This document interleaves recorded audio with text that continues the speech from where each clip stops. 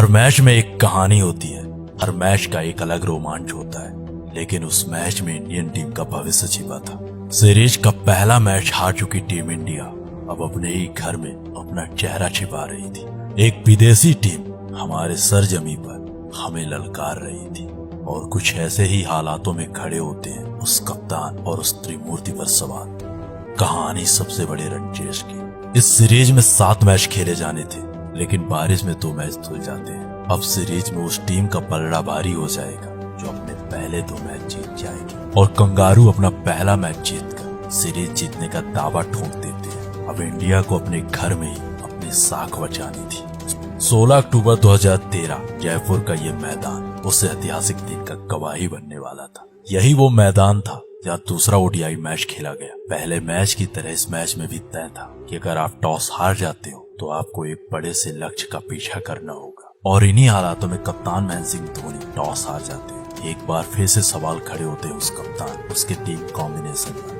कंगारुओं ने पहले बल्लेबाजी करने का निर्णय लिया और उनका ये डिसीजन लगभग सही भी था। ऑस्ट्रेलियाई ओपनर एरॉन फिन और फिलिप ह्यूज ने पहले विकेट के लिए 74 रन जोड़ डाले। उसके बाद शेन वॉटसन ने मोर्चा संभाला और 59 रनों की बिधड़क पारी की। पहले मैच की तरह इस मैच में भी ऑस्ट्रेलियाई बल्लेबाज भारतीय गेंदबाजों पर हावी थे। ऑस्ट्रेलिया के शुरुआती 5 बल्लेबाजों ने अर्धशतक लगाया। 50 गेंदों में 92 रनों की पारी की तो मैक्सवेल ने 32 गेंदों में 52 रन बनाए। इस प्रकार इंडियन गेंदबाज कंगारुओं के सामने पानी मांग रहे थे। इन दोनों की विस्फोटक बल्लेबाजी के कारण ऑस्ट्रेलिया ने 50 ओवर में 359 रन बनाए। उस दिन ना तो भुवनेश्वर की स्विंग दिख रही थी, ना अश्विन की स्पिन, ना ही विनय में धार थी और ना ही ईशांत की बाउंसर। जो गेंद थामता वही रन लौटाता, जिसने गेंदबाजी की उसी ने रन खाए। ये रहा पहली पारी का स्कोर कार्ड।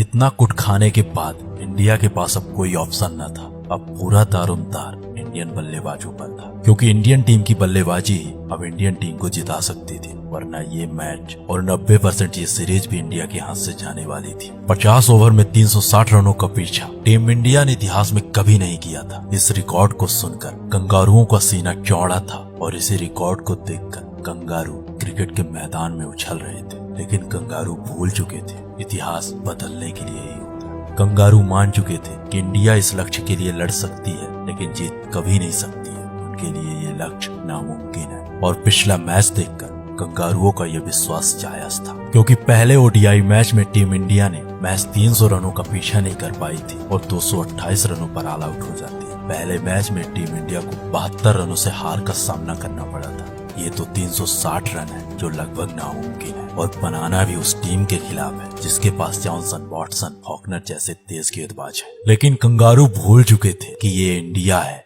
यहाँ अतिथि देव के समान होते हैं, और जब अतिथि हमारे धरती पर राज करने लगते हैं तो हम सम्मान छोड़कर समाधान खोजते हैं। इस लक्ष्य का पीछा करने उतरी टीम इंडिया सिर्फ और सिर्फ अपने साख, अपने स्वाभिमान के लिए खेल रही थी। रोहित और धवन ने पहले संभल कर शुरुआत की, फिर धवन ने अपनी धौंस दिखाई और रोहित ने अपना बेखौफ अंदाज। उस दिन उन दोनों के बल्लेबाजी को देखकर ऐसा लग रहा था कि आज क्रिकेट की धरती में एक नया इतिहास लिखा जाना है। क्रिकेट के अध्याय में एक नया पेज जुड़ने वाला था। दोनों ने बल्लेबाजी करते हुए पहले विकेट के लिए 26 ओवर में 176 रन जोड़ डाले। शिखर अपने शतक से मैच 5 रनों से चूक जाते हैं और 95 रन बनाकर फॉकनर का शिकार हो जाते हैं। उन्होंने मैच 86 गेंदों में 95 रनों की पारी खेली। धवन के विकेट के बाद कंगारू चैन की सांस लेने लगती है, लेकिन उस दिन उनको कहाँ पता था कि वो आज सांस के लिए तरस जाएंगे। धवन ने जिस काम को अधूरा छोड़ा था उस काम को रोहित और विराट ने अंजाम तक पहुंचा दिया। विराट ने बेखौफ बल्लेबाजी करते हुए मैच 52 गेंदों में अपना शतक जड़ दिया।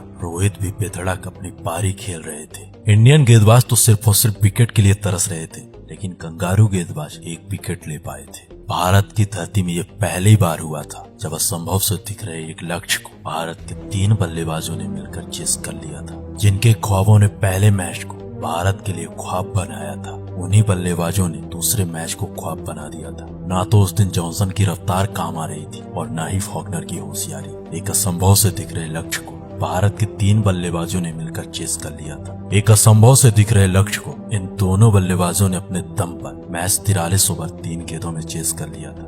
विराट ने अपनी इस पारी के दौरान 8 चौके और 7 छक्के लगाए थे। वहीं रोहित शर्मा 141 रन बनाकर नॉट आउट थे। क्रिकेट की धरती में बहुत से रन चेज होते हैं, लेकिन टीम इंडिया ने 360 रनों के लक्ष्य को मैच 43 ओवर 3 गेंदों में चेस करके विश्व रिकॉर्ड बना दिया।